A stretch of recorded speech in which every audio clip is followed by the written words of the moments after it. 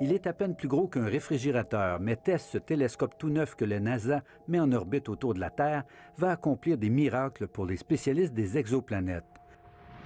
L'appareil prend le relais de Kepler, dont la durée de vie se termine et qui ne scrutait qu'une toute petite partie du ciel à la recherche de mondes habitables.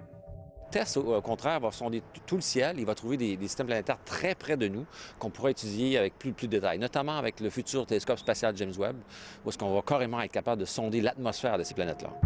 Le télescope est équipé de 4 caméras de très haute résolution.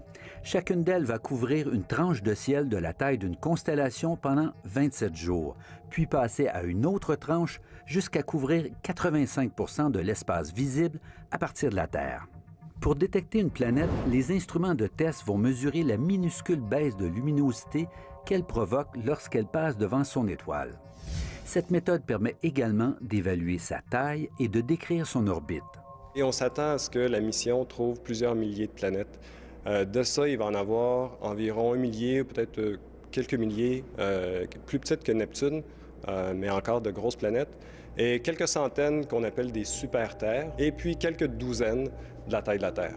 Plus les étoiles observées par TESS seront brillantes, et meilleure sera la qualité des données qu'on obtiendra sur les planètes et, lorsqu'on les traitera, sur leur possible atmosphère.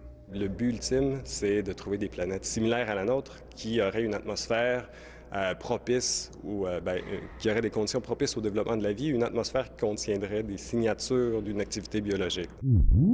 TESS va suivre durant toute sa mission une orbite elliptique autour de la Terre en retransmettant ces informations à chaque fois qu'elle s'en approchera au plus près. Comme c'est le cas avec de nombreuses missions de la NASA, les données seront ensuite partagées avec la communauté scientifique mondiale. Ici Normand Grondin, Radio-Canada, Montréal.